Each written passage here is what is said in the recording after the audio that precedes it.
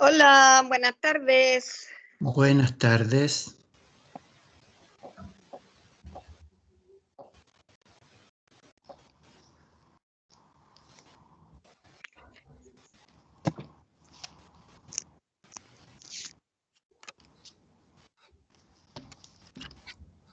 Hola, Moniquita, Javier, Manena, qué gusto. Hola. Hola. Hola. Hola, ¿Nana? Adrián. Oye, Buenas tardes. Buenas tardes, Buenas. Daniel. Buenas tardes. Buenas tardes, Daniel. Hola, Daniel. Hola, Dani. Nana, ¿estás ahí? Sí, Ya, que no te veo en este momento. ¿Te entraste adentro? Oye, Javier, Hola. estabas en el jardín. Sí, ahora estoy adentro. ¿Hacía frío? Está muy helado. Mm.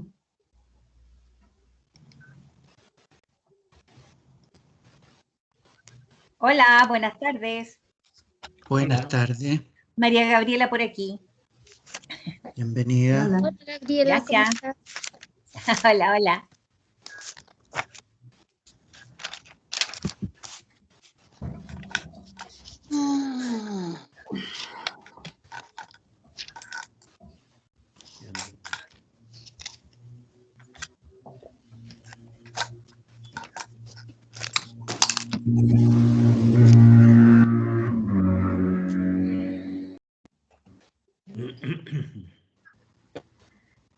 ¿Todo bien? Sí, gracias.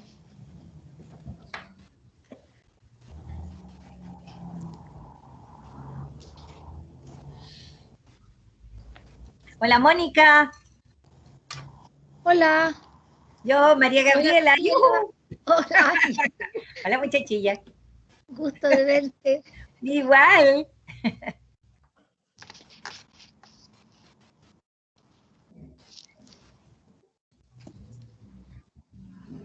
Mónica, ¿Mm? ¿las chicuelas están bien? María, la Carolita y la Magdalena, ¿están bien todo? Bien, bien, muy bien, gracias. Sí, Qué bueno, qué bueno. Mándales cariño a las dos. muchas gracias en tu nombre. Ya.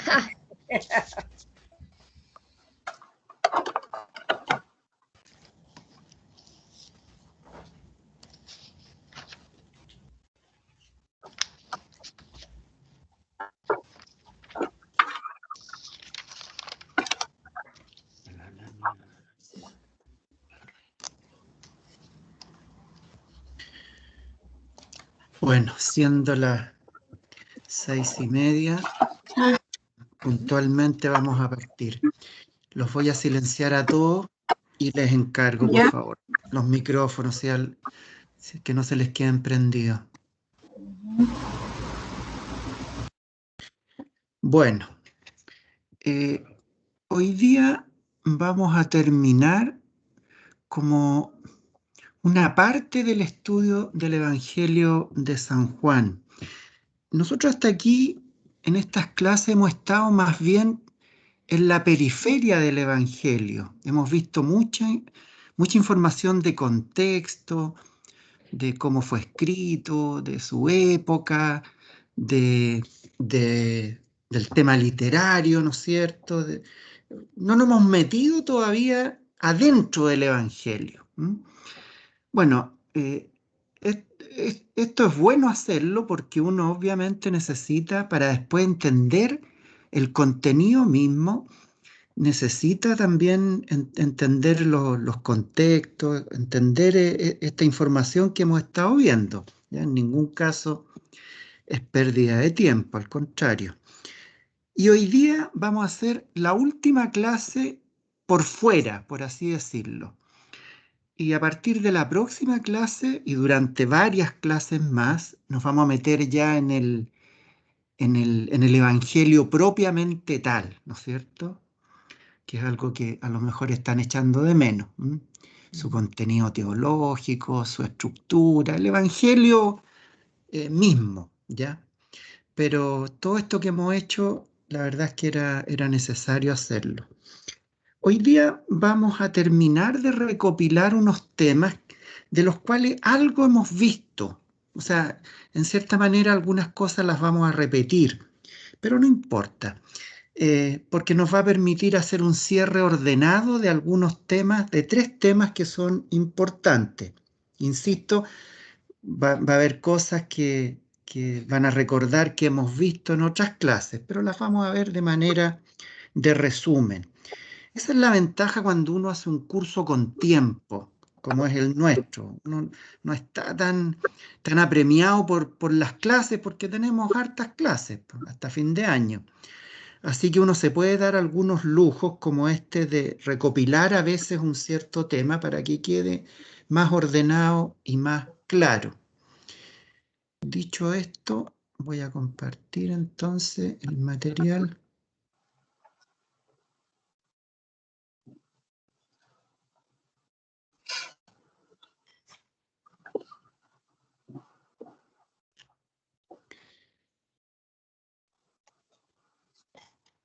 Ya.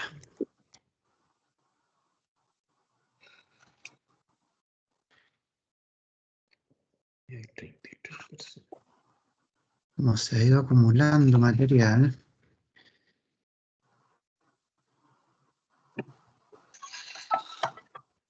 Espera un segundito. Cristian, ¿te puedo llamar en un rato más yo? Que estoy en un curso ahora. Yo te llamo. Ya, amigo. Chao.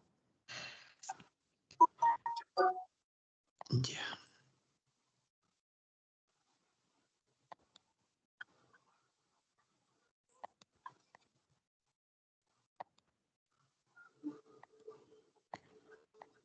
Ya. Hoy día vamos a ver 3 temas que son el autor del Evangelio, tema que ya hemos visto de alguna manera, sobre todo cuando vimos, si se recuerdan, la cuestión juánica. Pero ahí lo vimos más bien desde el punto de vista de la crítica, de las objeciones que había sobre el autor del Evangelio, sobre la atribución del Evangelio al apóstol Juan. Hoy día, como digo, algo vamos a repetir, pero va a ser bueno. Después vamos a ver el lugar de origen, es decir, dónde se escribió este Evangelio, o dónde pensamos que se pudo haber escrito, mejor dicho.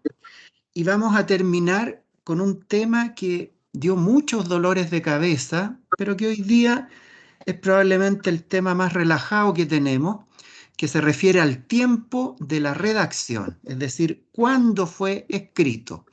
Este fue un tema que trajo muchos problemas, pero que gracias al hallazgo de material arqueológico se ha clarificado muchísimo. Así que en ese sentido pasamos de una situación muy controversial a una situación bastante unánime. Bueno, empecemos entonces por el tema del autor. Tratemos de responder desde ya a la pregunta: ¿quién escribió el Evangelio de San Juan? La respuesta honesta y correcta es: no lo sabemos. ¿Ya? No tenemos la certeza de decir este Evangelio lo escribió tal persona. ¿Ya? ¿Qué tenemos? Tenemos hipótesis, tenemos información, tenemos fuente, ¿ya? Que permiten aproximarse con bastante tranquilidad al tema, pero la respuesta final no va a ser lo escribió fulano de tal, ¿ya? En tal lugar, en tal fecha. Lo que tenemos, como digo, son hipótesis que tenemos que sopesar a la luz de la información que tenemos. Son hipótesis bien fundadas, pero no son únicas, ¿ya? No hay una única explicación de quién es el autor. Y dependiendo la fuente a la que consultemos, vamos a encontrar material distinto. Lo primero que nosotros vamos a buscar es el testimonio de lo que se llama la tradición eclesial. La tradición eclesial es un tema muy importante, especialmente en el mundo católico. Nosotros, nuestras fuentes de la revelación siempre decimos que son dos. Por un lado, la Sagrada Escritura y por otro lado, la tradición de la Iglesia. Ambas fuentes vienen de Dios, ¿ya? Tienen un mismo origen y conducen a un mismo fin, que es revelar lo que Dios ha querido darnos a conocer. Entonces, desde la perspectiva católica siempre hay que mirar con mucha atención el tema de la tradición. Es decir, qué es lo que la Iglesia, ¿no es cierto?, ha postulado especialmente desde el origen. Aquí estamos en presencia de un libro del origen, ¿no es cierto? Ayer celebrábamos Pentecostés en este origen de la misión de la Iglesia. Entonces, este libro remite a esas instancias, a esa época, a esos momentos, ¿ya? Y es bueno como tal, es una fuente muy importante para nosotros. ¿Qué dice la tradición eclesial? La tradición eclesial reconoce desde muy antiguo, vamos a ver qué tan antiguo, y con mucha firmeza la autoría de San Juan. O sea, si uno investiga las fuentes de la tradición de la Iglesia, lo que va a encontrar es que el autor de este evangelio es Juan el Zebedeo, ¿no es cierto? Uno de los dos hijos del Zebedeo, apóstol de nuestro Señor, ¿ya? Conocido para nosotros como San Juan. Estos testimonios datan del siglo II, es decir, son bien antiguos. No es que esto haya surgido en la Edad Media o con mucha posterioridad. No, son testimonios que ya los tenemos a fines del siglo II y también repartidos en muchas zonas donde habían fieles cristianos, en Asia Menor, en Egipto, hasta en Roma, es decir, es un testimonio que se difundió. ¿Cuál es las principales fuentes que tenemos acá? Son los denominados padres apostólicos. ¿Quiénes son los padres apostólicos?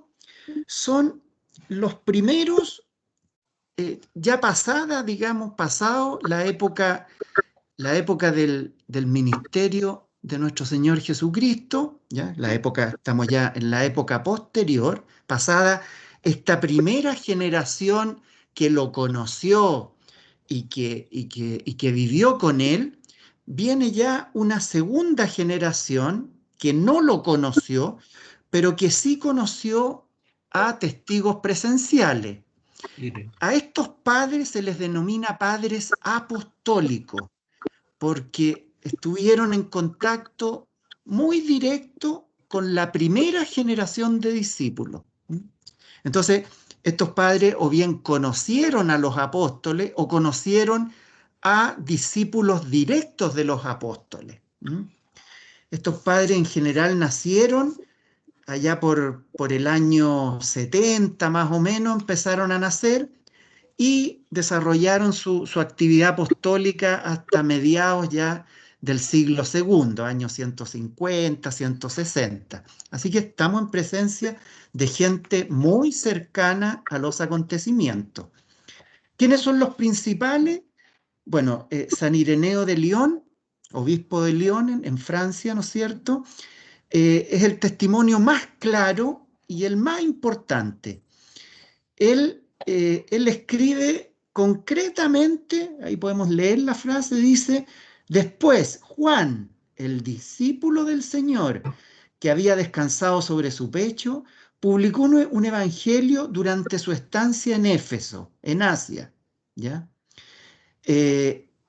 Aquí también nos da otro dato, Ireneo. Informa además que Juan vivió en Asia durante el imperio de Trajano. O sea, nombra también qué emperador romano gobernaba en esa época. Trajano gobernó entre el año 98 y el 117 después de Cristo.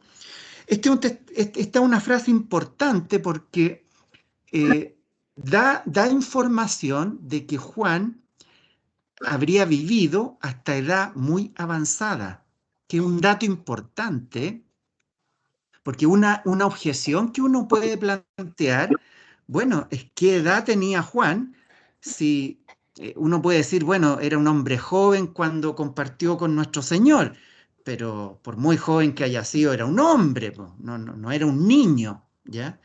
Entonces uno empieza a sumar años, la opción de que él esté vivo a fines del siglo I es dudosa. En esa época la esperanza de vida no era demasiado grande, pero él lo informa como vivo, digamos, a fines del siglo I, para que esté vivo durante el reinado de Trajano, tiene que haber vivido, como digo, ya en el siglo II, o sea, haber tenido una larga edad. ¿De quién obtiene su testimonio Ireneo? Fundamentalmente de otro padre de la iglesia que lo antecede, que es Policarpo, obispo de Esmirna. Y Policarpo es aún más antiguo que Ireneo, entonces se acerca aún más a los acontecimientos, ¿ya? Ahora, San Ireneo hace algo, sí, que él asume, pero que no lo demuestra, ¿ya? Y es que él identifica al discípulo que aparece varias veces en el Evangelio, ¿ya? El discípulo amado, el discípulo que pone su pecho que reclina su cabeza en el pecho de Jesús, etc.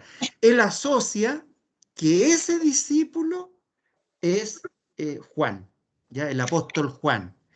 Ese nexo que hace San Ireneo, la verdad es que no lo demuestra. Él lo supone, ¿ya? De hecho, el Evangelio tampoco lo demuestra. Ahora, uno puede pensar que es así, es plausible, ¿ya? Es una hipótesis muy plausible, pero no es algo que podamos asegurar. Otro padre de la iglesia que también hay que mirar con atención es Papías. Papías también es un obispo de Hierápolis, ¿ya? Quien también es más antiguo que San Ireneo, y él escribió un libro con crónicas de la época, y también ahí adjudica el Evangelio a San Juan, ¿ya? Hay otro dato que refuerza esto, que es posterior, que es un gran historiador de la iglesia del siglo IV, que se llama Eusebio de Cesarea. Eusebio de Cesarea escribe, es el que primero escribe una historia de la iglesia. Esto lo hace en el siglo IV, bastante después. Pero en esa historia incluye esto que estamos hablando. Incluye el testimonio de San Ireneo, incluye el testimonio de Papías. ¿Perdón? ¿Alguien preguntó algo? Papías. Incluye, como digo, Eusebio de Cesarea en el siglo IV, estos testimonios que datan del siglo II. Otro antecedente relevante que tenemos dentro del... José María, lo que pasa es que hay alguien con el micrófono abierto. Por favor, ¿se pueden fijar? A ver, yo creo que Fernando Mella tiene el micrófono abierto. Si lo puede... Es que yo para silenciar tengo que desconectarme. Yo tengo el micrófono abierto. ¿Lo puede? Eso, por favor. Bueno, otro dato relevante que tenemos es el llamado canon Muratori. Un canon es un listado de libros que componen la Sagrada Escritura, ¿ya? Este es un canon muy antiguo que data aproximadamente del año 170. debe su nombre al señor Muratori, que lo encontró muchos años después, lo encontró en la Biblioteca Ambrosiana de Milán en 1740. Ahí recién se descubrió este canon, pero el canon, como digo, data del año 170. Y es más que un listado de libros, es un documento que habla sobre los libros, ¿ya? No, no se contenta simplemente con nombrarlo. Y en el caso del Evangelio, dice lo siguiente: Juan habría sido invitado a redactar un Evangelio, pensando en hacer una obra de grupo. Felipe, siguiendo una visión, le habría convencido de que debería escribir en su propio nombre y dejar a los demás discípulos la revisión del escrito.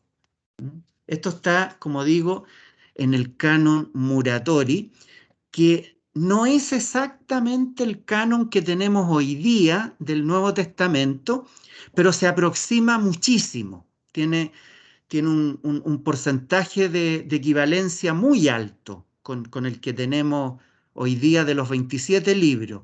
El canon Muratori incluyó un par de libros que después no conformaron parte del canon. Uno de ellos es el Pastor de Hermas, un libro bien apreciado por los primeros cristianos, pero que finalmente no fue parte del Nuevo Testamento.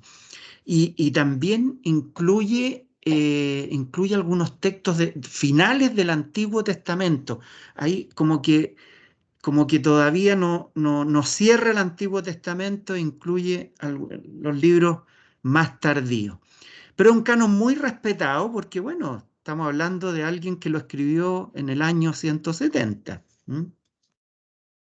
Así que, como ven, el testimonio de la tradición eclesial es bastante respetable, bastante sólido en cuanto a adjudicar a San Juan la autoría de este evangelio. Yo creo, y aquí me voy a anticipar un poco a las conclusiones, que la objeción a, a que este sea un texto juánico prácticamente hoy día no existe. O sea, si en algo hay unanimidad, es que este es un texto juánico, ¿ya? Que el pensamiento, la historia, la experiencia de San Juan está en él. Entonces, ¿qué es lo que finalmente se discute? Es la forma en que ese testimonio, esa experiencia quedó plasmada. Quedó plasmada directamente de su pluma, quedó plasmada a través de discípulos de él, una combinación, ¿ya? Pero que es un texto de inspiración en la tradición de San Juan, hoy día se discute muy, muy poco. Gracias también a investigaciones como esta. O sea, si la tradición de la Iglesia se lo adjudica de manera tan clara, es por algo, ¿ya? No es simplemente por adjudicárselo a alguien, pues se lo pudieron haber adjudicado a cualquiera de los apóstoles, ¿ya? Pero no, lo hacen con San Juan. Entonces, eso es porque vieron las huellas de Juan en este texto de todas maneras. Bueno, vamos a ver ahora un par de objeciones que se plantean en torno a la tradición eclesial, ¿ya? Que, insisto, se lo adjudica a San Juan, al apóstol. Bueno, hay una primera objeción que es la posible muerte de Juan temprana, ¿ya? Aquí los voy a hacer recordar un texto que es bien conocido, que está en el Evangelio de Marcos, que es cuando... Espérenme un segundito, por favor.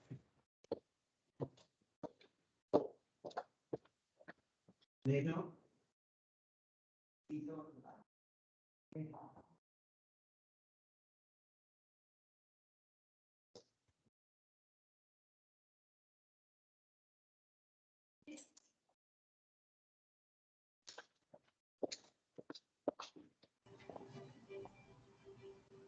Bueno, aquí tenemos que recordar un texto del Evangelio de San Marco, cuando los hijos del Zebedeo, o sea, Santiago y Juan, se acercan al Señor para pedirle un puesto a la derecha y a la izquierda, ¿se acuerdan? En Marcos lo piden ellos, en Mateo lo pide la mamá, ¿m? Para que, dependiendo del texto que uno lea, el fondo es el mismo, le piden lo mismo, pero en uno se lo piden directamente ellos, en Marcos 10:39, y en el paralelo de Mateo interviene la madre, ¿ya? Y la respuesta del Señor es que no saben lo que están pidiendo, ¿ya?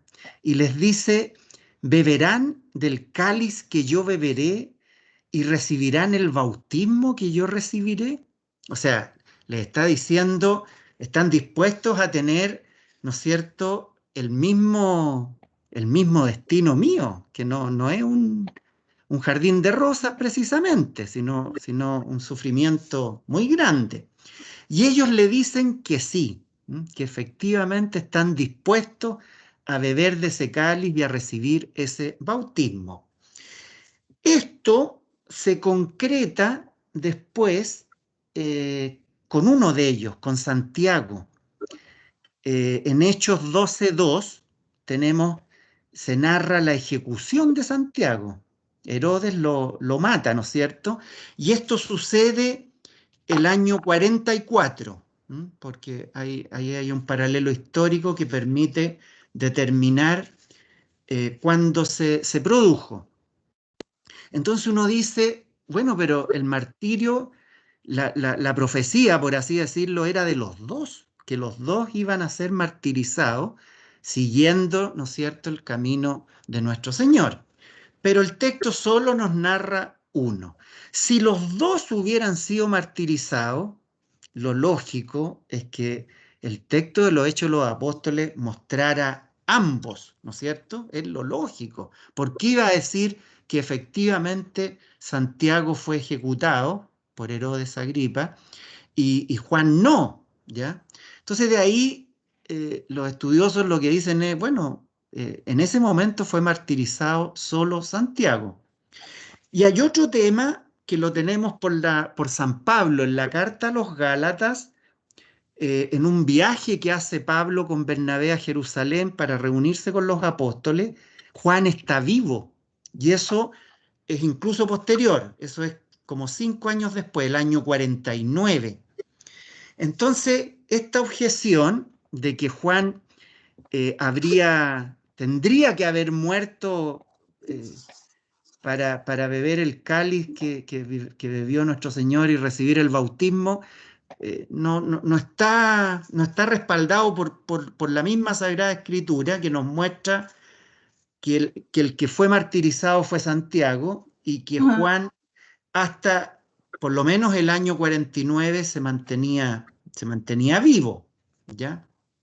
Así que esta objeción a la autoridad de San Juan, la verdad es que no ha tenido mucho desarrollo porque la misma Sagrada Escritura la refuta en el fondo, ¿eh? Refuta que Juan hubiera sido martirizado junto con su hermano, ¿ya? La otra objeción tiene que ver con algo que vimos cuando vimos la cuestión juánica, que es la hipótesis del presbítero Juan.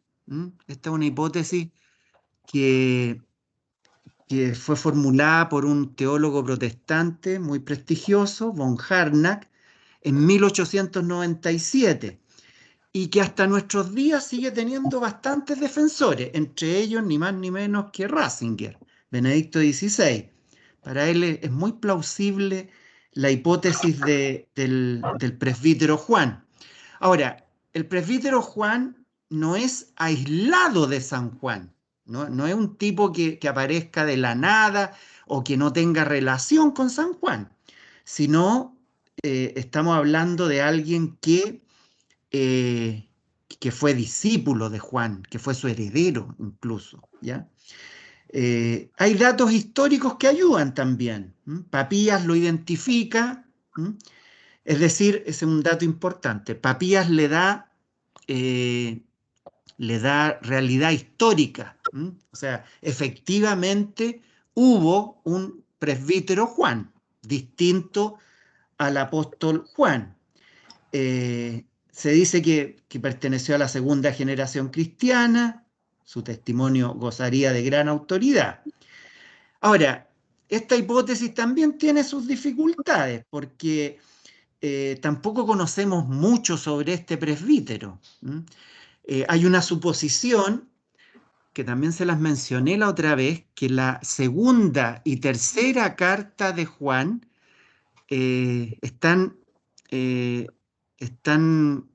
su autor se indica que es el presbítero, ¿ya?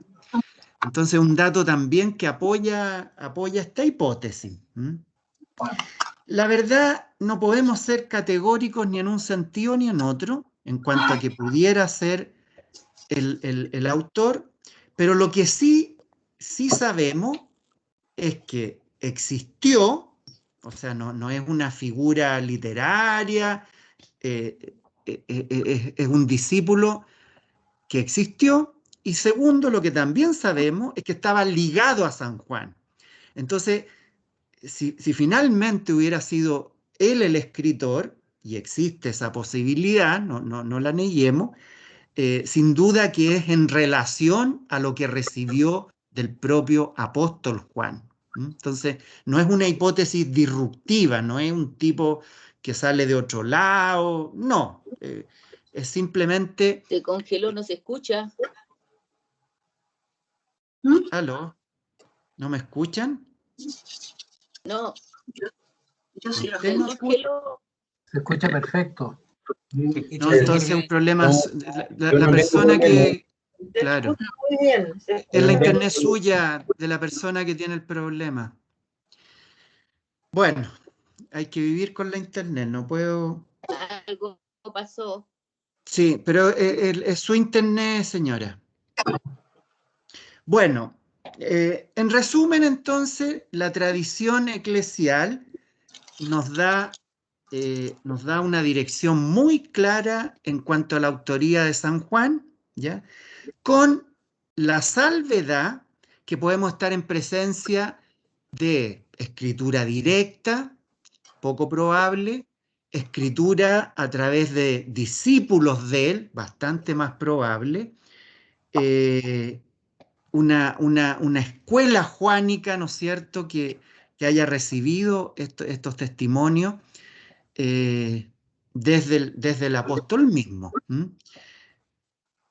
Vamos ahora a ver el testimonio que nos da el mismo Evangelio. El Evangelio no nombra al autor. Esto también hay que tenerlo claro, ¿ya? Uno a veces se entusiasma con algunas cosas. Uno dice, pero ¿cómo? Si parece que lo dijera. Sí, parece que lo dijera, pero no lo dice, ¿ya? En esto hay que ser estricto, porque si no uno termina siendo voluntarista hacia lo que uno cree, y no se trata de eso. El Evangelio nunca nombra a su autor, ¿ya? Nunca lo nombra. Ahora, ¿da información? Sí, da mucha información.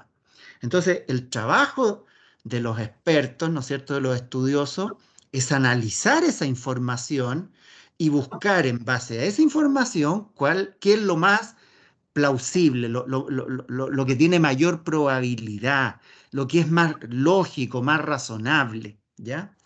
Pero no hay que torcer el sentido de los textos, eso no se hace, ¿ah? Si un texto no dice algo, no es bueno que nosotros le hagamos decir lo que no dice. Bueno, todos los testimonios relativos al autor están en la segunda parte del Evangelio. Este es un Evangelio que tiene 21 capítulos, ¿ya? El otro día dije 20, pero en realidad son 21. Después les voy a explicar por qué me confundí un poquito. Pero son 21. Y los testimonios en relación al autor aparecen a partir del capítulo 13. Antes no tenemos nada. En los 12 primeros capítulos no hay nada. ¿Qué es lo que empieza a aparecer? Empieza a aparecer a partir del, como digo, el capítulo 13, la figura enigmática del discípulo a quien Jesús amaba. ¿Ya? Esa es la frase. El discípulo a quien Jesús amaba. ¿Ya? Aparece unas cuantas veces, pero más que el número de veces que aparece, a lo que hay que prestar mucha atención es la relevancia del momento. Porque un discípulo, un nombre puede aparecer en algo secundario. Mira, iban cruzando el lago y el discípulo a quien amaba iba remando. Bueno, podía remar cualquiera. Pero no, acá tenemos momentos muy significativos, momentos muy intencionados. Es decir, el autor, cuando pone esto en esos momentos, obviamente quiere decir algo, quiere mandar un mensaje. ¿Cuáles son estos momentos? El primero ocurre en la última cena, Juan 13, versículos 23 al 26, que es cuando se recuesta sobre el pecho de Jesús y logra que Jesús le diga quién lo va a traicionar. Esto sucede a instancia de Pedro. Es Pedro que le dice, oye, pregúntale tú, pregúntale tú, ¿quién es el traidor? Entonces este discípulo se recuesta sobre el pecho del Señor y el Señor efectivamente dice, aquel que va a mojar su pan, ese es el que me va a traicionar. Es un momento bien, bien importante. En la clase que vimos este tema de la cuestión juánica, también había una hipótesis de que eso indicaría que el dueño de la casa era la familia de este discípulo. ¿Se acuerdan? La teoría de que, Sí. de que posiblemente el padre de los Zebedeos tenía una casa en Jerusalén donde celebraron la última cena.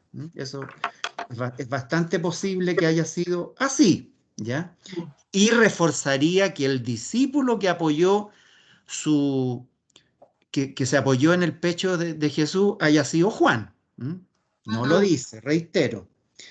Después tenemos una segunda aparición, que es ni más ni menos que al pie de la cruz, ¿no es cierto? Junto a la madre de Jesús, a la que acepta como propia.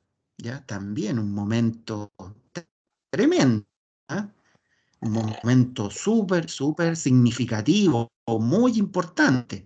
Y aquí nuevamente, como discípulo a quien Jesús amaba. No da su nombre. Después lo tenemos cuando se narra la muerte de Jesús, Juan 19:35, ¿ya?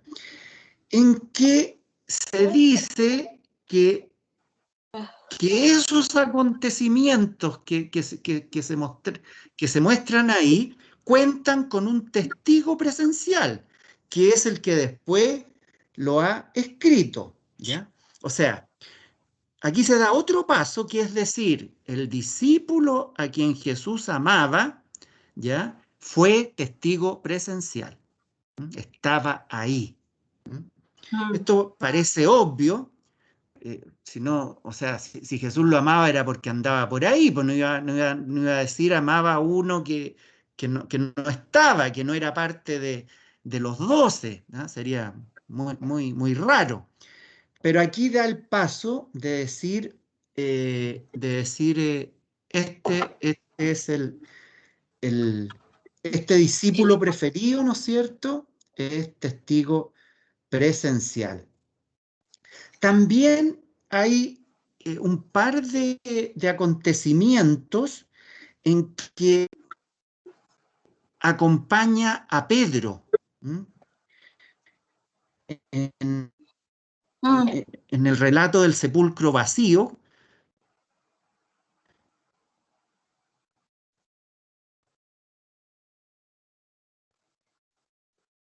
Ahora sí que no lo oí. a ver, junto al otro, ¿ya? Tampoco acá se indica, no sale Pedro junto a Juan, sale Pedro junto al otro discípulo. Y hay otro texto que está en el capítulo 18, el versículo 15 al 16, que es cuando Pedro, también lo nombra Pedro, entra a la casa del sumo sacerdote, siguiendo a Jesús, que lo han detenido, ¿no sé? Lo llevan detenido a juzgarlo en la casa del sumo sacerdote, y Pedro logra entrar. Pero en realidad el que logra entrar es un discípulo que lo acompaña, que tampoco se nombra. Y que todo indica que tenía familiaridad, ¿no es cierto?, con la jerarquía religiosa de Jerusalén, porque a él lo dejan entrar. Entonces, ¿qué tenemos? Resumiendo un poco, tenemos con claridad la mención a un discípulo al cual Jesús regaló, un discípulo muy, muy cercano, que entre paréntesis, aquí también eso es coherente con que haya sido joven, ¿ya? Con que haya sido de los más jóvenes. Y que haya sido un poco el regalón del grupo, ¿ah? Que lo hayan cuidado de una manera especial. ¿Y qué tenemos? Tenemos que fue testigo presencial y conduce directamente a Juan. La probabilidad de que haya sido él es bastante grande, ¿ya? Bastante grande. Yo les decía que este evangelio tiene 21 capítulos. Yo en la clase pasada en algún momento dije tiene 20. ¿Y por qué me equivoqué? Porque este evangelio tiene dos finales. Uno puede leerlo y darlo por terminado al final del capítulo 20. ¿Ya? El capítulo 20 perfectamente puede conducirnos a un final del evangelio. Termina en una conclusión, es un capítulo final. Pero después está el 21, esto lo vamos a ver después también, pero que indica un añadido un poco posterior. O sea, como que lo reabrieron y en vez de cambiarle el final, simplemente le pusieron este añadido, este capítulo 21. Y una de las cosas que está en este capítulo 21 es un refuerzo a la idea que el discípulo que Jesús amaba, aquel que reclinó su cabeza en el pecho de Jesús, ¿ya? Es el mismo que da testimonio de estas cosas y las ha escrito. ¿Se fijan? O sea, en el capítulo 21 como que quisieron poner algunas cosas que, oye, o se nos olvidó o no las dijimos con suficiente claridad, con suficiente énfasis, ¿ya? Entonces, en Juan 21, 24, ¿ya? En ese versículo, como digo, se da el trabajo de decir, ¿ah? El discípulo al que Jesús amaba, al mismo de la última cena, ese mismo es el que da testimonio de estas cosas y las ha escrito, ¿ah? Para que tengan fe, para que crean con seguridad y con tranquilidad. Es decir, hay un interés, ¿no es cierto?, en el mismo evangelio, decir, ojo, que aquí no vamos a nombrar a esta persona, no vamos a nombrar, pero es ciertamente el que estuvo con nuestro Señor, ¿ya? El que anduvo con Él, el que estuvo en la última cena, el que estuvo en la cruz, ¿no es cierto? El que lo vio morir, ¿ya? El que fue al sepulcro a constatar que no estaba, ¿m? El que anduvo con Pedro en algunas situaciones, ese, ¿ya? Testigo directo, ese es el que ha escrito. Ese es el que ha escrito, ¿ya? Entonces, esta aclaración del capítulo 21 es muy relevante, es muy indicativa. ¿M? Y además que esté en el capítulo 21, que como digo, es un añadido, se supone que muy inmediato, no es un añadido posterior, tardío, no, es un añadido cercano al otro. Así que esto también refuerza mucho esta identificación, ¿no es cierto?, que hemos venido haciendo entre el discípulo a quien Jesús amaba y el propio San Juan. ¿Qué más nos dice el Evangelio? ¿Qué más?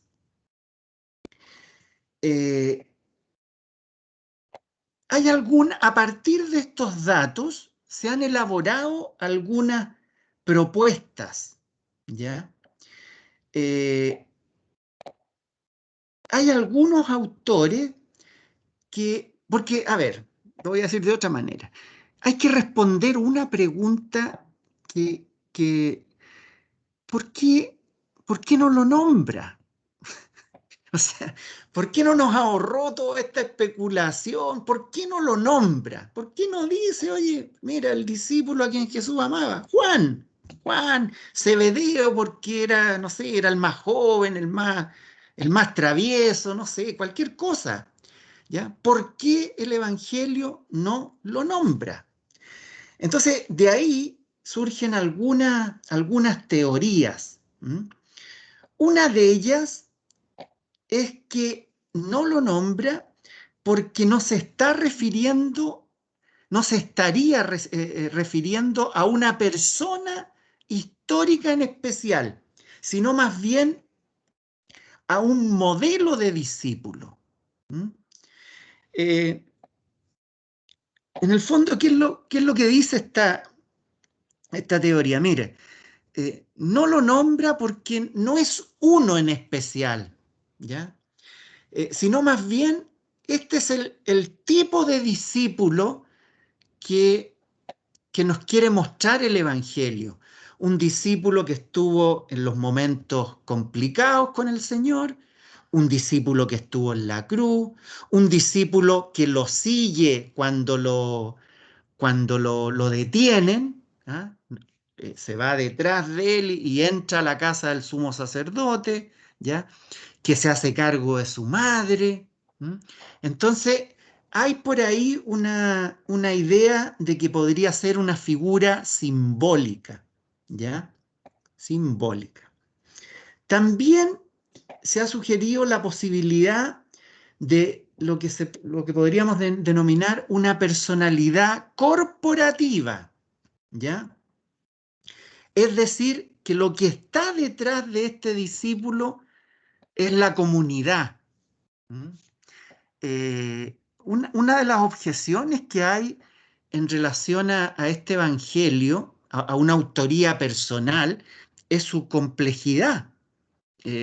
La lógica dice, mira, esto parece haber sido escrito más bien por una comunidad, por un grupo que discutió, que se retroalimentó entre ellos, que compararon recuerdos, entonces, esta también sería una manera de decir, mira, detrás de esto, cuando decimos este testigo ocular de los acontecimientos, que lo habría escrito, en realidad estamos pensando más bien en una comunidad de discípulos, ¿ya?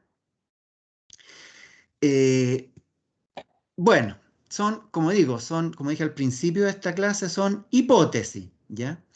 Fíjense que hay otro dato que también podemos mirar, y es que algunas de estas escenas donde aparece el discípulo amado están en los sinópticos, ¿ya? Por ejemplo, en Marcos 14:54, Marcos 14:54, es cuando siguen a Jesús una vez que ha sido detenido.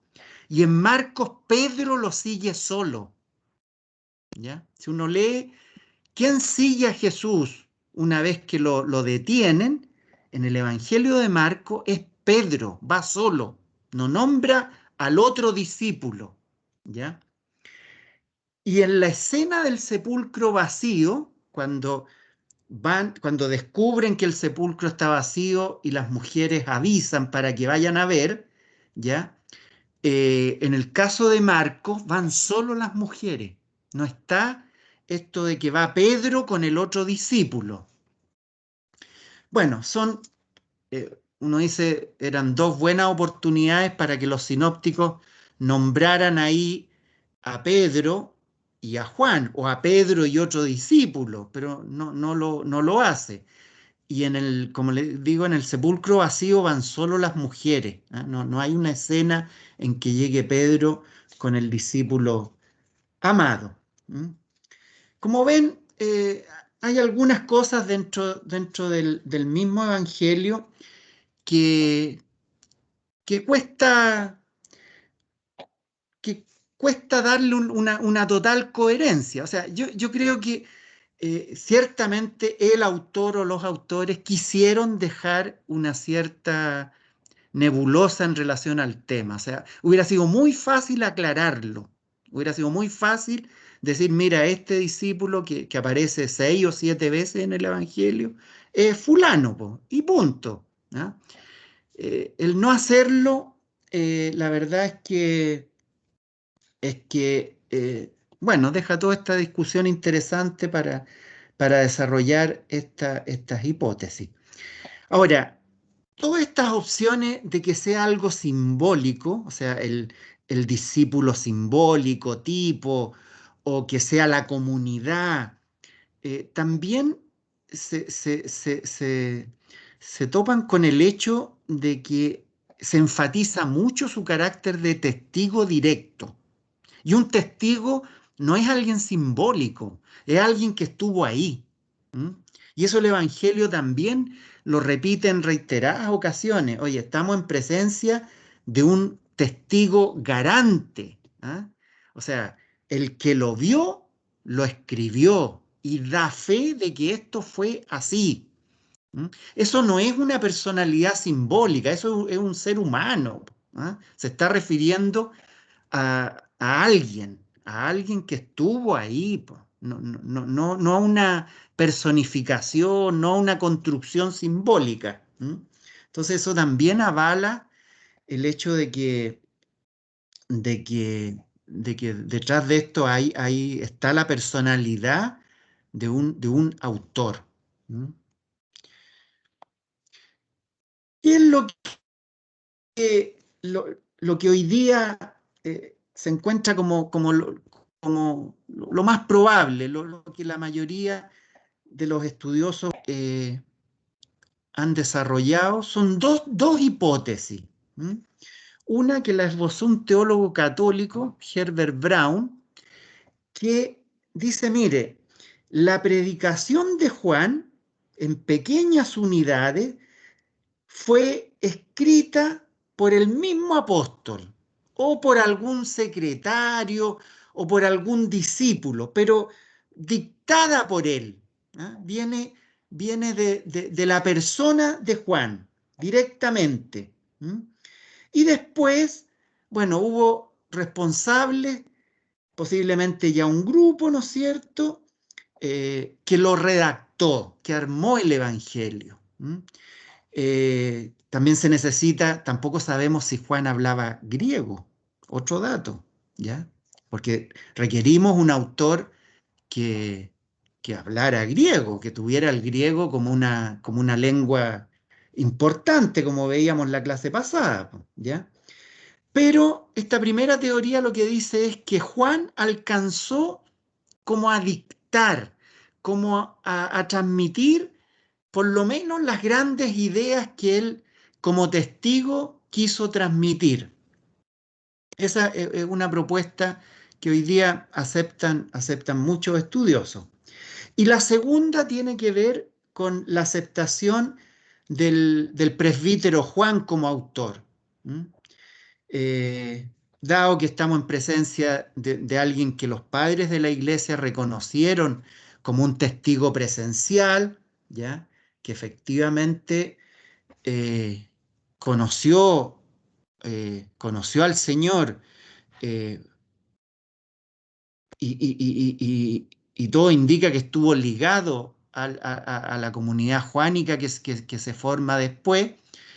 Bueno, es plausible también que haya sido su redactor, su escritor. El dato de que es autor, de que dicen la segunda y la tercera carta de Juan que las escribió un presbítero, también ayuda a esta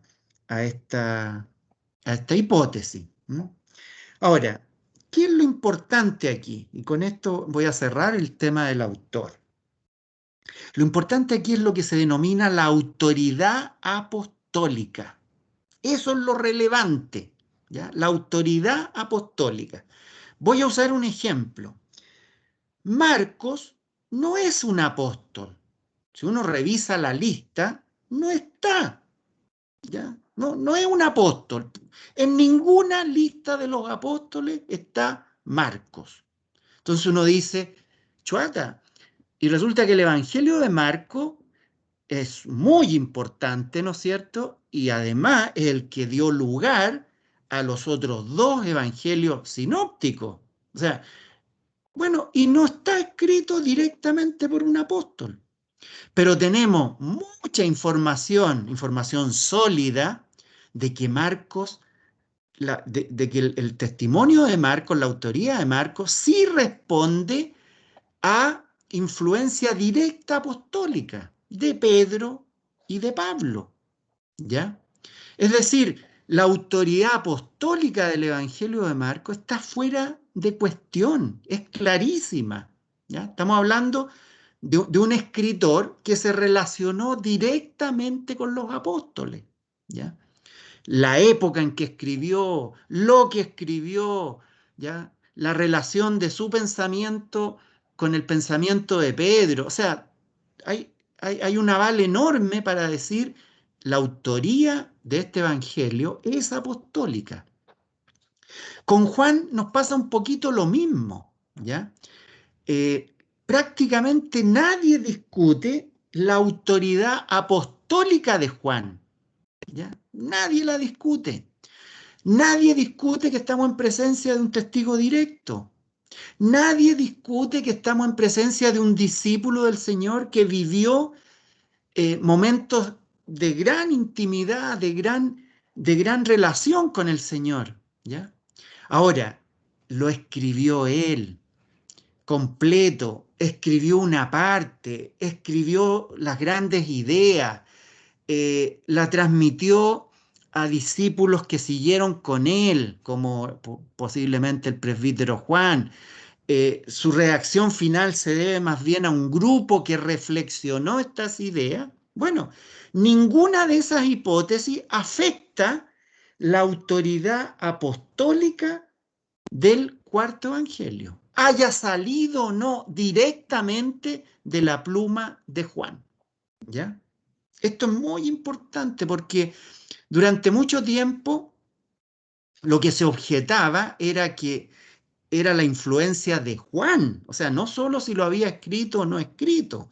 Durante mucho tiempo se habló de que esto era de otros escritores, no de los apóstoles, no de la autoridad apostólica que tiene el Evangelio. Y eso es muy distinto, ¿ya? Es muy distinto decir, mire, este Evangelio se escribió tiradito para fines del siglo II y lo escribieron otros tipos que ni conocieron a Juan, ni tienen una cadena de conocimiento con Juan, ¿ya? Todas las hipótesis que hemos revisado, toda la información que revisamos, hace evidente que sí tenemos esa cadena con el apóstol Juan, ¿ya? La tenemos. Entonces pasa a ser secundario si, como digo, si él puso alguna parte de su pensamiento por escrito, si no lo hizo, si lo dictó, si fueron discípulos muy cercanos a él, ¿ya? Porque eso no compromete la autoría apostólica del Evangelio. Este tema nos va a volver a salir cuando veamos las cartas de Pablo, ¿ya? Las cartas de Pablo, nosotros vamos a ver que hay un conjunto de ellas en que la autoría de la mano de Pablo está muy, muy asegurada. Y hay otras en que no tanto, ¿ya? La autoría física de la escritura de la carta.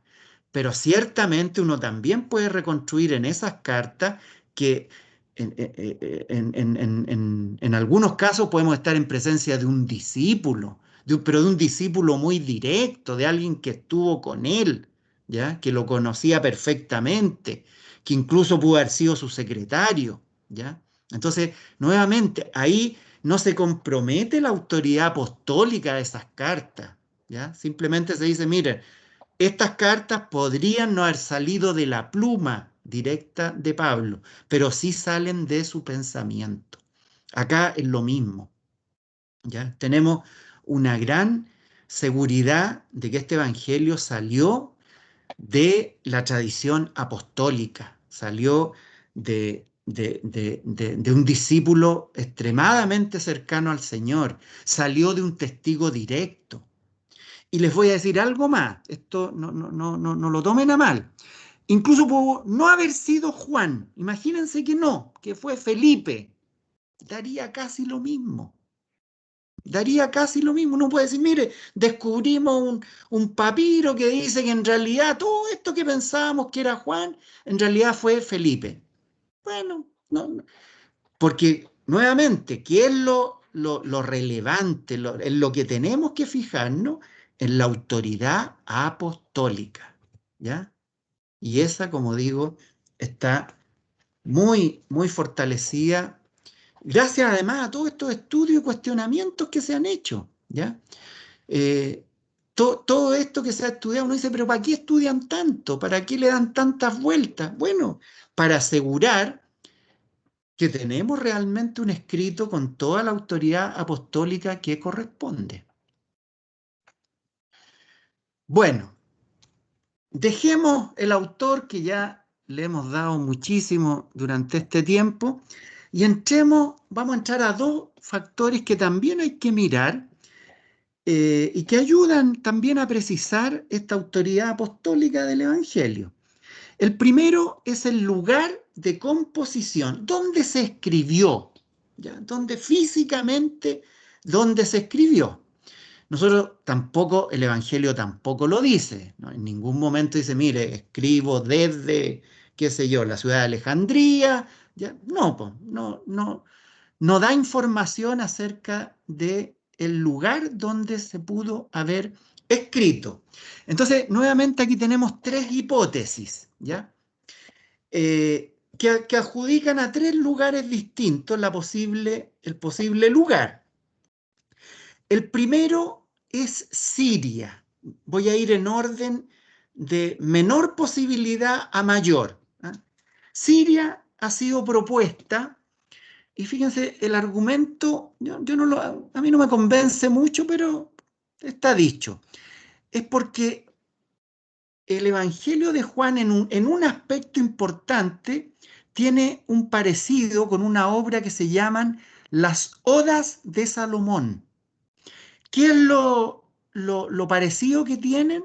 Algo que es muy propio del Evangelio y que está también en las Odas, que es el tema central, identificarlo con la palabra verbo, logos, ¿ya? O sea, tanto en el Evangelio como en las Odas de Salomón tiene gran importancia este tema de identificar a nuestro Señor como el logos, ¿ah? El verbo, la palabra, ¿ya? Y las Odas es un texto sirio, ¿ya? Entonces dicen, bueno, si las Odas que hablan del verbo es un texto sirio, a lo mejor el Evangelio, que también usa la categoría logos, podría ser un texto sirio. Es una posibilidad, pero la verdad es que esto no goza de mucho de mucho entusiasmo. Otro factor a favor de Siria es que Siria sí explica bien el ambiente semítico que hay en el Evangelio. Siria, si lo vemos en el mapa, está al lado de Palestina. Entonces, es un lugar semítico, tan semítico como Palestina. Entonces, este tono semítico que tiene el Evangelio podría ser propio de Siria. Y hay también un testimonio de otro padre de la iglesia, Ignacio de Antioquía, que también en uno de sus textos lo asocia a Siria, ¿ya?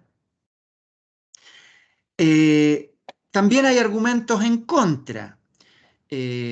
Uno de ellos es que este evangelio tiene una polémica antojudía muy fuerte. Esto ya lo vimos en alguna clase.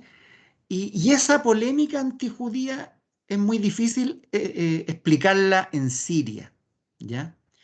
No es lugar para que se haya producido una polémica antijudía, que sí tiene mucho de razonable en otros lugares, pero no en Siria.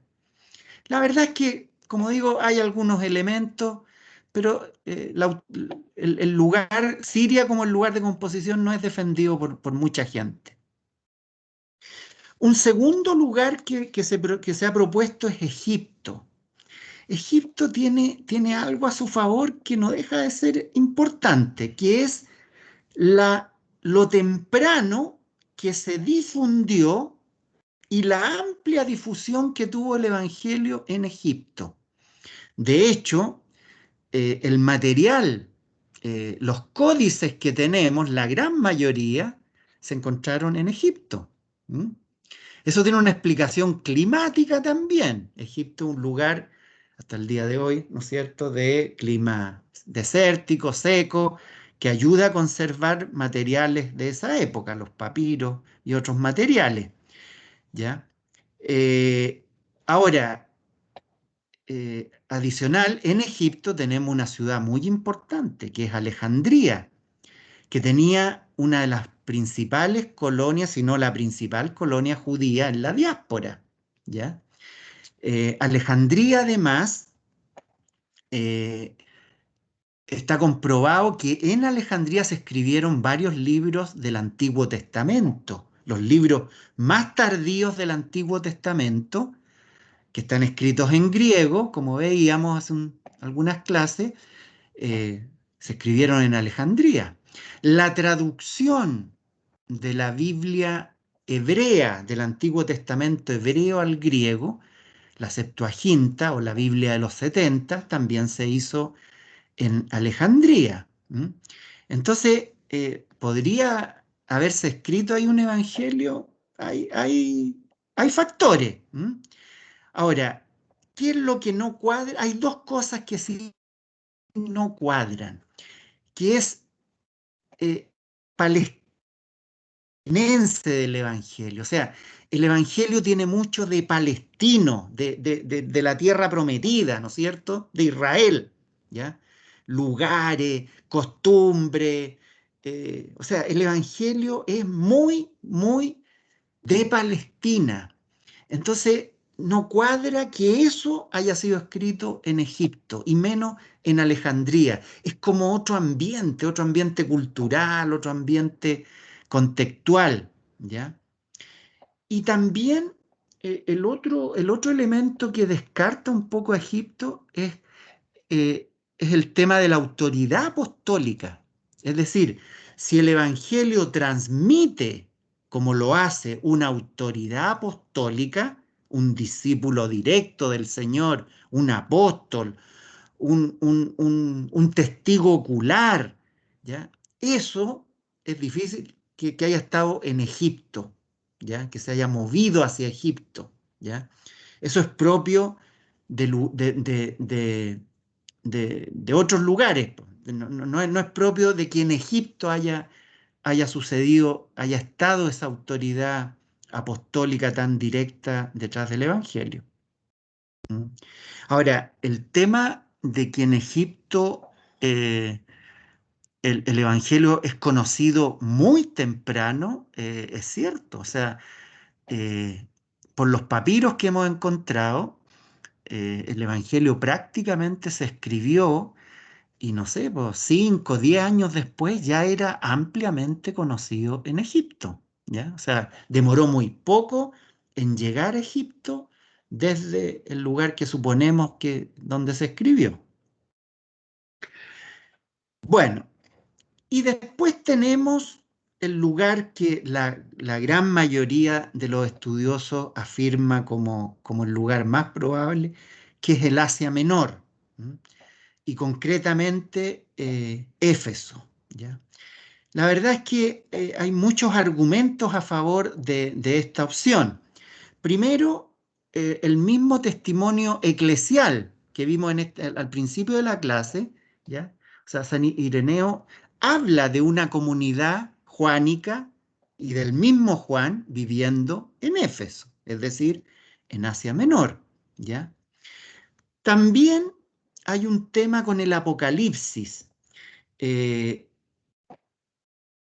el Apocalipsis y el Evangelio de Juan, todo indica que tienen autores distintos, pero vienen de donde mismo, vienen del mismo enclave geográfico, ¿ya? Hay mucha evidencia de que son dos libros que surgieron de donde mismo, por así decirlo, ¿ya?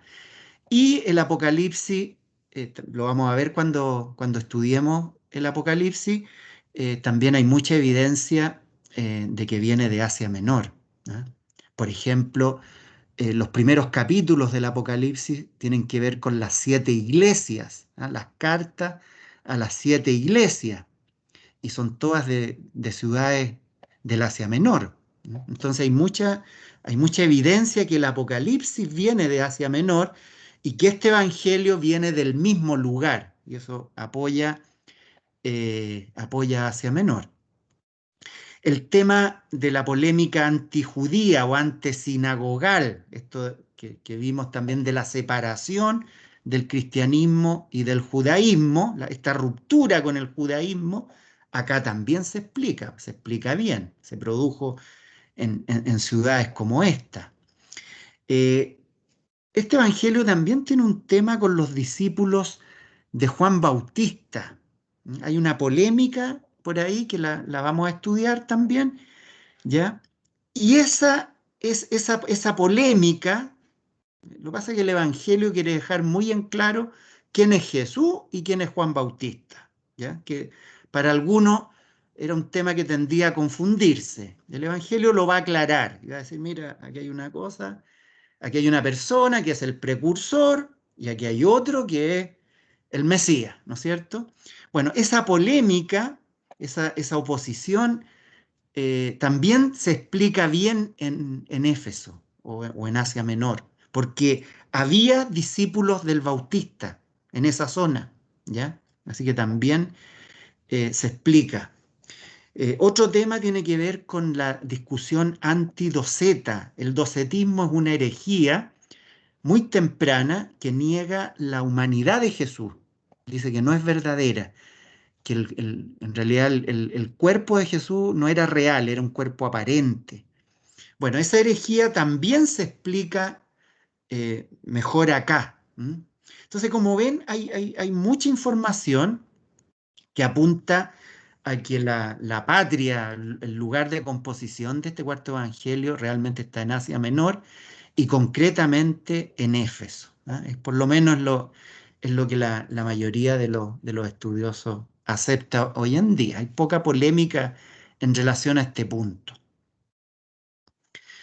Bueno, y para terminar hoy día, vamos a abordar otro aspecto que fue muy, muy importante, que es el tiempo de redacción.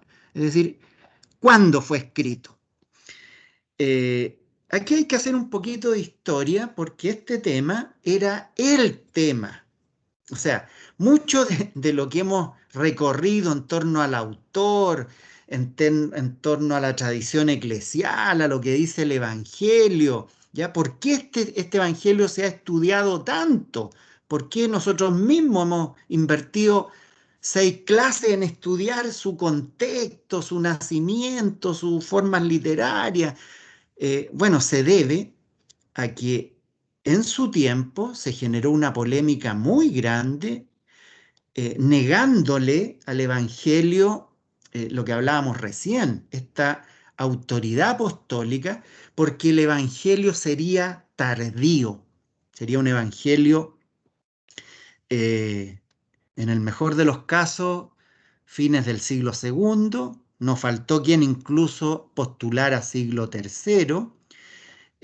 Si nos metemos de lleno en el siglo II, entran como posibles autores el movimiento gnóstico, una gran herejía que les comenté también en algún momento, ¿no es cierto? Esta herejía una herejía dualista que negaba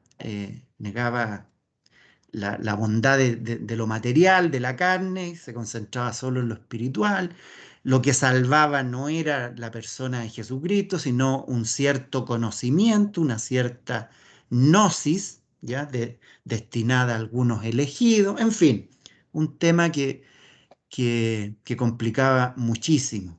Entonces, además los gnósticos, si se recuerdan, justificaron muchas de sus aseveraciones en el Evangelio de Juan, ¿ya? Lo mismo que harían algunos siglos después los arrianos, si se recuerdan un poco. Es decir, dos grandes herejías que comprometieron muchísimo la fe cristiana, utilizaron el Evangelio de Juan para justificar su propia herejía. Entonces, la tentación de decir, bueno, este es un evangelio gnóstico, este es un evangelio tardío, este es un evangelio que en realidad no tiene autoridad apostólica, se instaló en muchos estudiosos del tema. Se generó mucha polémica, ¿ya? Hubo muchos teólogos que negaron, por ejemplo, la posibilidad de buscar al Jesús histórico en el Evangelio de Juan, ¿ya?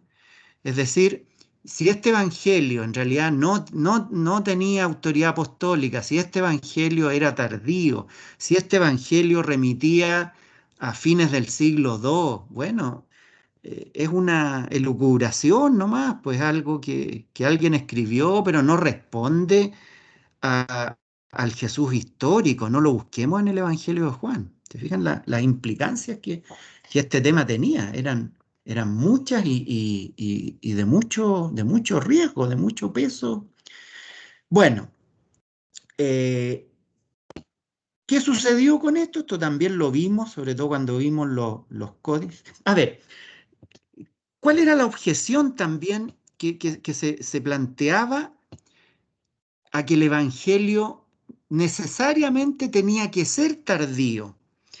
Y era el nivel de lo que se llama su cristología, que era muy elevada. Es decir, la reflexión sobre Jesucristo que nos plantea el Evangelio de San Juan no es trivial.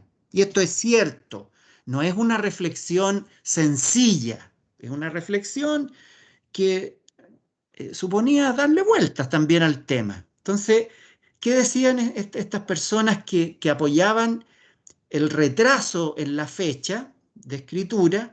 Bueno, necesitaron tiempo para poder hacer esta reflexión, ¿ya? Es un argumento. Ahora, eso se contradice con otros ejemplos que tenemos, especialmente en las cartas paulinas. Las cartas paulinas son de los primeros escritos del Nuevo Testamento, ¿ya? Empiezan más o menos en el año 50, 55. Y hay dentro de ellas grandes reflexiones cristológicas también, de cristología muy elevada. Por ejemplo, en la carta a los Romanos, capítulo 1, 3 al 6. La carta a los Filipenses, aquí tenemos, lo conocerán ustedes, la reflexión, el himno a los Filipenses, ¿ya? Una reflexión muy elevada sobre la cristología, ¿ya? Filipenses 2 del 5 al 11. Es decir, que un escrito tenga una reflexión elevada, cristológicamente elevada, Es cierto, se puede dar en el tiempo, pero también se puede dar prontamente, como nos muestran estos dos ejemplos de Pablo, ¿ya? Los sinópticos también tienen reflexiones cristológicas importantes. Entonces, el argumento de que necesariamente se necesitaba tiempo para poder producir las reflexiones del Evangelio de Juan, la verdad es que no son mandatorias, ¿ya? No. Perfectamente una reflexión de menos tiempo pudo haber producido, y de hecho produjo, reflexiones de este nivel.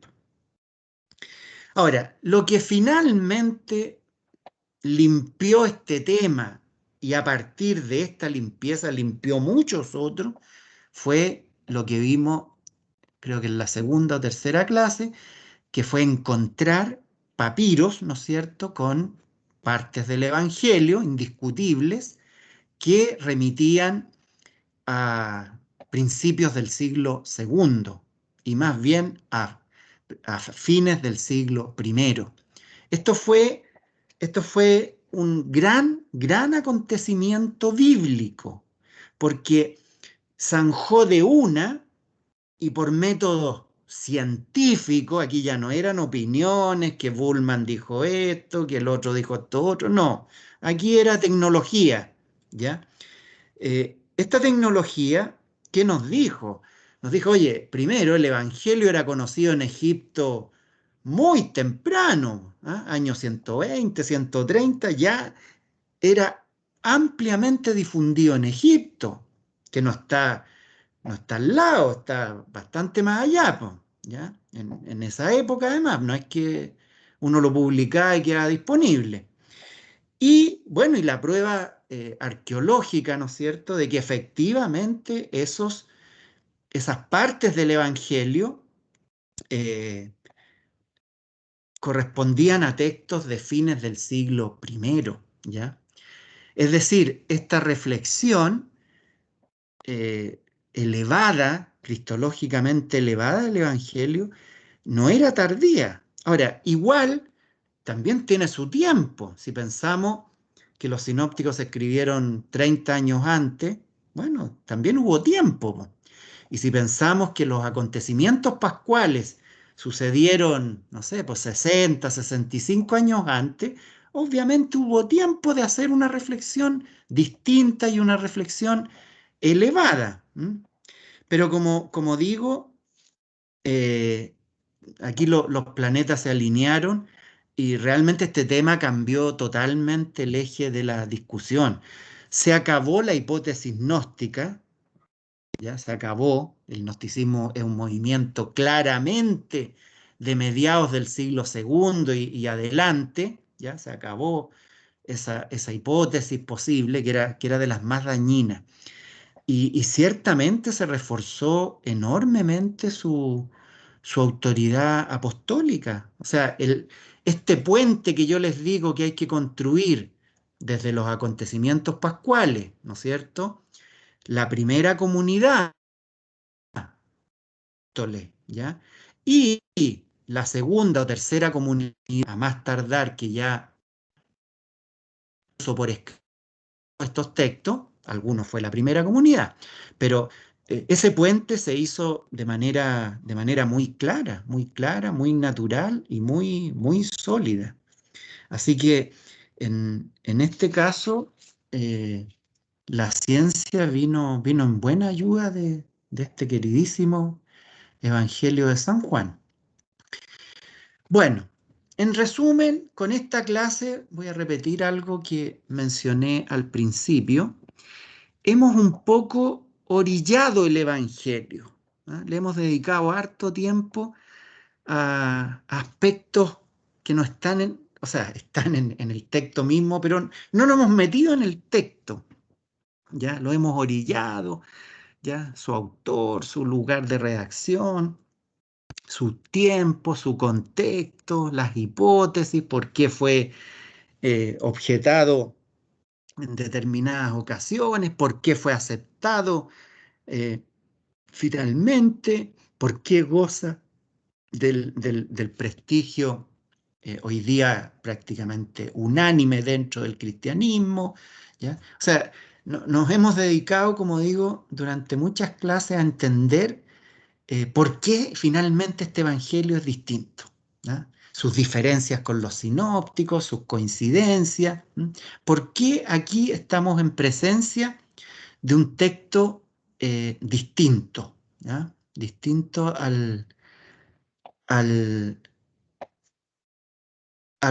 principalmente a los sinópticos, ¿no es cierto? Y espero que eso les haya ayudado a entender, ¿no es cierto? Entender algo que en la Sagrada Escritura es muy importante. Son textos escritos en la historia, ¿ya? No son textos que nos llegan ya escritos, no es que Dios diga, miren, ahí va la Primera Corintios, ahí va, no, ahí va el Evangelio de Lucas, no, son textos escritos en la historia de los apóstoles, en la historia de los patriarcas, en la historia de los profetas, ¿ya? Cada texto responde a su época, a su contexto, a un propósito, a una finalidad, ¿ya? Y al final entender bien la Sagrada Escritura también involucra conocer estos contextos.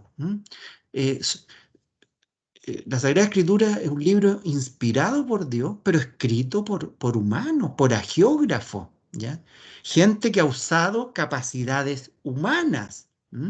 Esa es la grandeza de la Sagrada Escritura. No es un Dios que toma la mano del escritor y le dicta, mira, aquí tiene que ir esto, tiene que ir lo otro. No, lo inspira, ¿ya?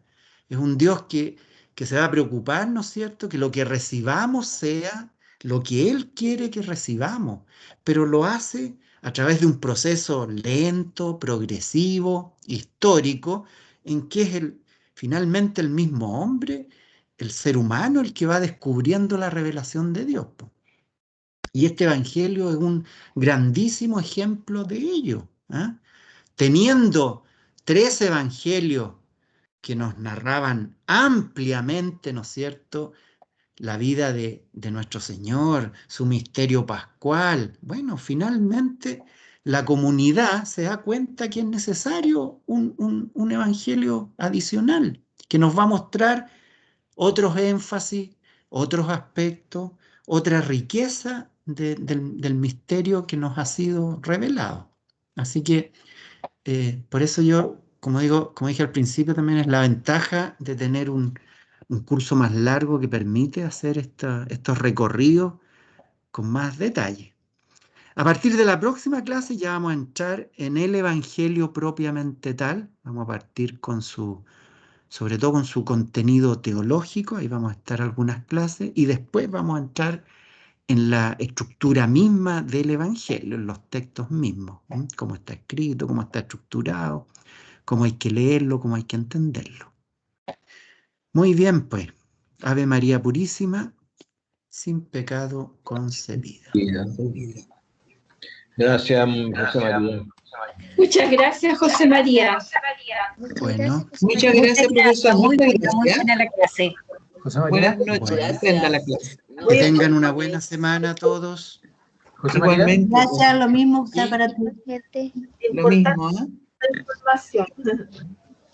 Alguien levantó la mano, José. sí, yo. Sí, hable nomás. Oye, que me quedé metido con lo de este anuncio de Jesús respecto de la muerte o del martirio de Santiago y Juan. Sí. ¿Cómo se entiende entonces Es que en realidad, esa profecía? a ver, es que Porque, nuevamente... perdona, sí. porque además estaba viendo en uno de los últimos versículos del capítulo 21, dice, por eso corrió la voz entre los hermanos de que ese discípulo no iba a morir. Pero Claro. Jesús no dijo a Pedro que no iba a morir, sino simplemente, si yo quiero que permanezca hasta mi vuelta, ¿qué te importa a ti? Entonces, Claro. chuta, me Claro, quedo bastante ocupado. Lo que pasa, a ver, esto tiene que ver Es interesante el punto. Tiene que ver con la interpretación de la Sagrada Escritura. Ujú. Jesús no dice que tienen que morir juntos. Primera cosa. ¿Ya? Jesús en el fondo le está diciendo, oye, lo que a mí me espera es duro. ¿Ya? ¿Ya? Entonces, beberán del cáliz que yo beberé, recibirán el bautismo que yo recibiré. Eso puede referirse a la muerte, pero también puede referirse a otra cosa. Por ejemplo, a un sufrimiento grande, ¿ya? O sea, le puede estar diciendo, ya no van a llevar una vida de superapóstoles aquí. No, van a llevar una vida difícil, ¿ya? Entonces, el texto también da para decir, oye, van a morir luego, como sucede con Santiago. ¿Ah? Santiago, obviamente, ejecutado por Herodes el año 44. Entonces, la lectura del texto de Marcos y de Mateo dice que van a compartir su destino, no necesariamente que van a morir pronto los dos de la misma manera, ¿ya?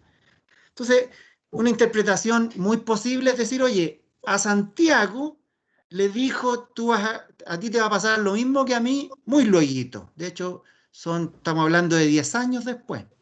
A Juan, posiblemente, desconocemos también detalles de su vida, pero posiblemente le tocó beber de ese cáliz y recibir ese bautismo en su vida. ¿Mm? Pero no necesariamente el texto hay que asociarlo a una muerte común. Por eso que como objeción de que Juan debió haber muerto, los estudios dicen no, era una posibilidad. Ya. Era una posibilidad que los dos hubieran muerto juntos. Pero el texto no dice, oye, es que van a morir juntos. Ya. ¿Mm? Ok, gracias.